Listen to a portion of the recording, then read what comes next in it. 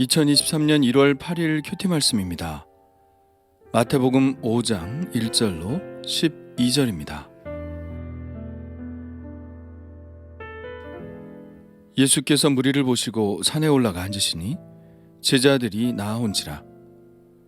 입을 열어 가르쳐 이르시되 심령이 가난한 자는 복이 있나니 천국이 그들의 것이며 애통하는 자는 복이 있나니 그들이 위로를 받을 것이며 온유한 자는 복이 있나니 그들이 땅을 기업으로 받을 것이며 의에 줄이고 목마른 자는 복이 있나니 그들이 배부를 것이며 긍휼히 여기는 자는 복이 있나니 그들이 긍휼히 여김을 받을 것이며 마음이 청결한 자는 복이 있나니 그들이 하나님을 볼 것이며 화평하게 하는 자는 복이 있나니 그들이 하나님의 아들이라 일컬음을 받을 것이며 의를 위하여 박해를 받는 자는 복이 있나니 천국이 그들의 것임이라.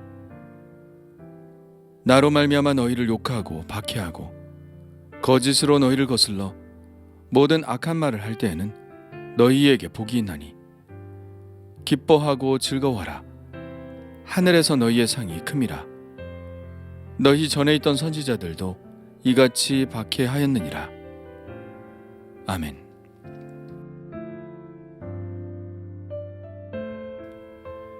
예수님의 메시지의 핵심은 하나님의 나라, 곧 천국입니다.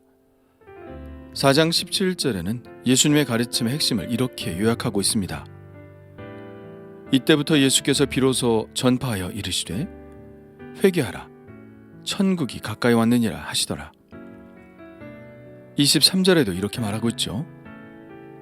예수께서 온 갈릴리에 두루 다니사 그들의 회당에서 가르치시며 천국 복음을 전파하시며 백성 중에 모든 병과 모든 약한 것을 고치시니. 그렇다면 그 천국에 관한 예수님의 가르침은 어떤 것이었을까요? 바로 오늘부터 보는 5장부터 7장까지의 산상수훈이라고 일컬어지는 예수님의 가르침이 그 천국에 관한 예수님의 말씀을 싣고 있다고 보아야 할 것입니다. 5장부터 7장까지 이어지는 주옥과 같은 산상수훈의 첫 부분을 오늘 말씀, 곧 팔복의 말씀이 차지하고 있습니다.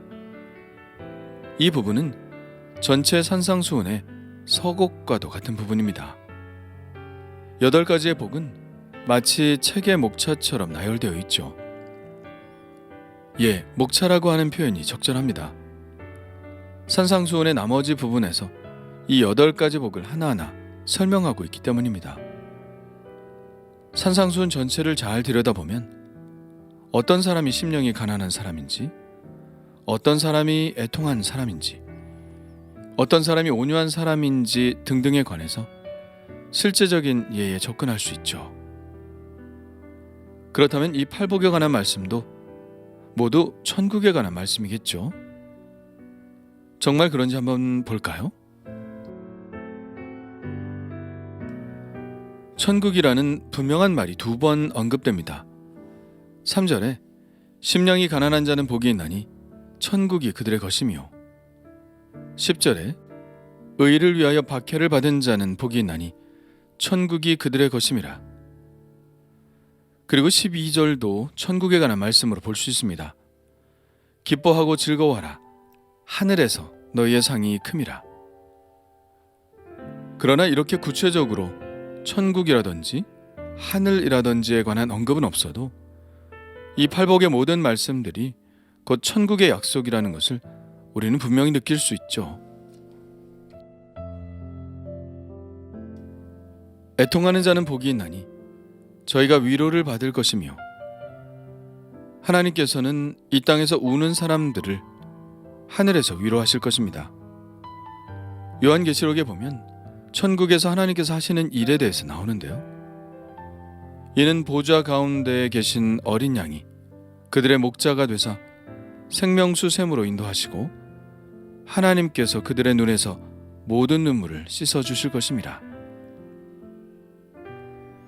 온유한 자는 복이 있나니 땅을 기업으로 받을 것이며 하늘의 땅을 상속받는 상속자가 될 것입니다. 로마서는 이렇게 말하고 있죠. 자녀이면 또한 상속자, 곧 하나님의 상속자요. 그리스도와 함께한 상속자니 우리가 그와 함께 영광을 받기 위하여 고난도 함께 받아야 할 것이니라. 생각하건대 현재의 고난은 장차 우리에게 나타날 영광과 비교할 수 없도다. 6절에 의에 줄이고 목마른 자는 복이 있나니 저희가 배부를 것이며 라고 말씀하고 있습니다. 주님은 하늘에서 우리를 배부르게 해주실 것입니다. 하늘에는 생명수와 생명나무 열매가 있죠. 또한 7절에 긍휼히 여기는 자는 복이 있나니 저희가 긍휼히 여김을 받을 것이며 라고 말씀하고 있죠. 긍휼한 마음으로 형제를 용서한 사람은 하늘에서 하나님의 용서를 받을 것입니다. 너희가 사람의 잘못을 용서하면 너희 하늘 아버지께서도 너희 잘못을 용서하시려니와. 마음이 청결한 자는 당연히 하늘나라에서 하나님을 볼 것이고 하나님의 자녀가 되어 하나님의 아들이라 일컬음을 받을 것입니다. 이 모든 것이 다 천국의 약속입니다. 8가지 복이 모두 천국에 관한 약속임을 알 수 있죠. 천국은 침노당하고 있다고 하였는데 누구에게 침노를 당하고 있나요? 누구에게 가까이 와 있나요? 이 같은 마음을 품고 이같이 행하는 사람들입니다. 그래서 이들은 복이 있습니다. 이들은 행복합니다. 행복할 것 같지 않지만 주님이 보시기에 이들은 행복한 사람들입니다. 주님은 너무나 잘 아십니다. 이들이 진정 행복한 사람이라는 것을요. 왜요? 이들에게 천국이 아주 가까이 와 있기 때문에. 그들이 하늘에서 하나님께 어떤 대접을 받을지 주님은 아시기 때문에 그들을 행복하다고 말하고 있는 것입니다. 아니, 어쩌면 이런 마음을 가진 사람들은 지금 이미 천국을 소유한 사람들일지 모릅니다. 예, 그렇습니다. 우리가 세상의 관점으로 찌들었던 마음을 회개하고 이런 마음을 가진다면 천국은 멀지 않습니다. 이런 사람 안에 이미 들어와 있습니다. 그래서 예수님은 지금의 시제로 복이 있나니라고 말씀하고 있는 것이죠. 이런 마음으로 준비된 사람은 이미 복이 있는 사람이고 천국을 소유한 사람입니다.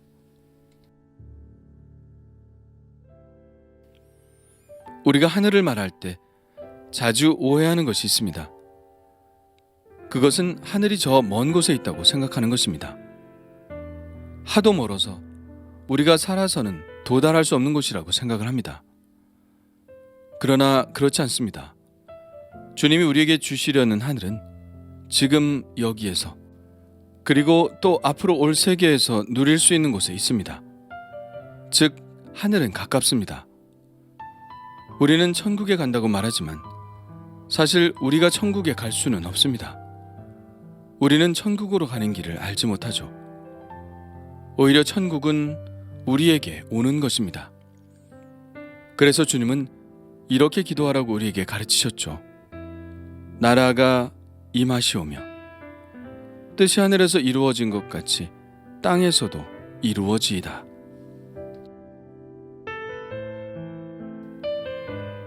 사실 하나님의 나라는 믿는 자에게 이미 와 있습니다. 예수님이 말씀하셨죠. 하나님의 나라는 볼 수 있게 임하는 것이 아니요 또 여기 있다 저기 있다고도 못하리니 하나님의 나라는 너희 안에 있느니라. 하나님은 예수님을 통해서 이 나라를 우리에게 주셨습니다. 하늘은 마침내 그리스도와 함께 우리 가까이 오게 되었습니다. 그래서 우리는 이것을 기쁜 소식 곧 복음이라고 부릅니다.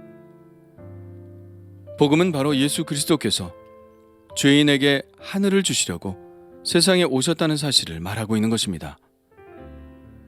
이 하늘은 그리스도의 피로 산 것입니다. 이 하늘을 주시기 위해서 예수님은 창에 찔리시고 상하셨으며 징계를 받으시고 채찍에 맞으셨습니다. 하늘은 결코 멀리 있는 것이 아닙니다. 예수님이 이미 우리 가운데 오셨기 때문입니다. 예수님은 하나님 자신이십니다. 이 하나님이 육신을 입고 우리 가운데 오셨다는 사실 자체가 바로 하늘이 우리 가까이 와 있음을 의미하는 것입니다. 하나님이 바로 하늘이시기 때문이죠. 예수님은 자신의 생명을 내어주심으로 전에는 만질 수도 맛볼 수도 없었던 하늘을 우리가 소유할 수 있도록 해주셨습니다. 하늘은 바로 우리가 예수님을 영접함으로 지금 여기에서 누릴 수 있는 것이죠. 주님과의 연합을 통해서 우리는 지금 그 하늘을 소유할 수 있습니다.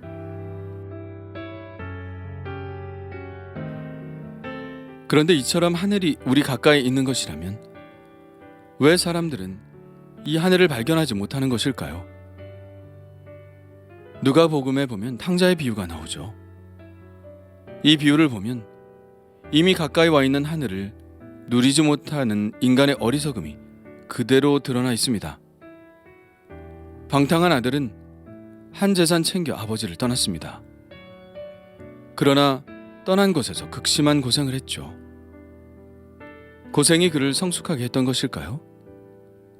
그는 마침내 자신의 삶을 청산하고 아버지께로 돌아왔습니다. 여기서 주의 깊게 살펴보아야 할 것이 있습니다.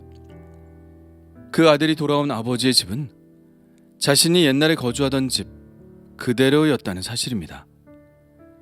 아버지도 그대로였고 그의 아들로서의 지위도 그대로였습니다. 사실 따지고 보면 그는 제자리로 돌아온 셈입니다.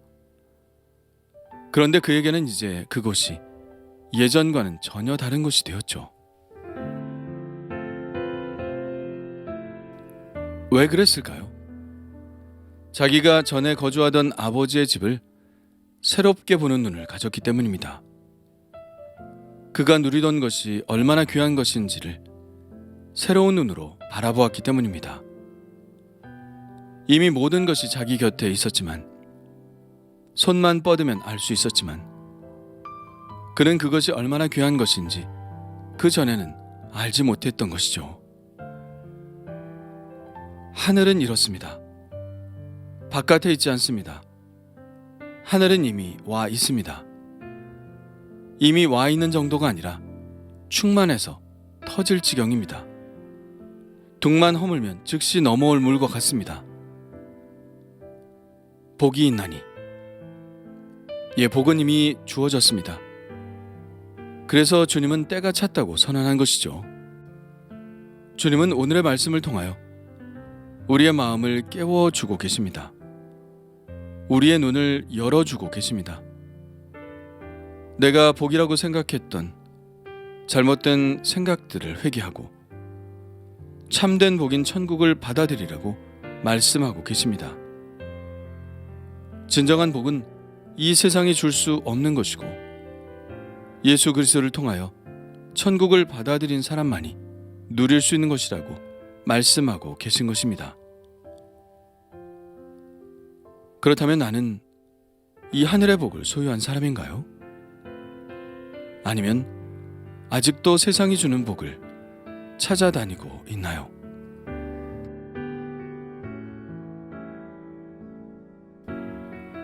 주님 감사합니다.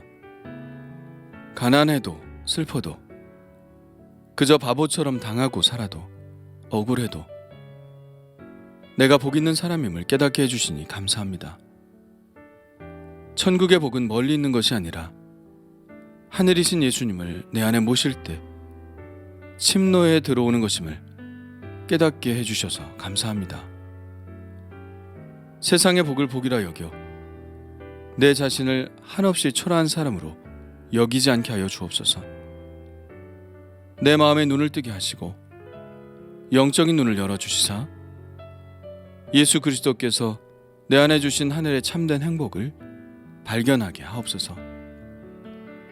내가 정말 행복한 사람임을 깨닫게 하옵소서. 예수님의 이름으로 기도합니다. 아멘.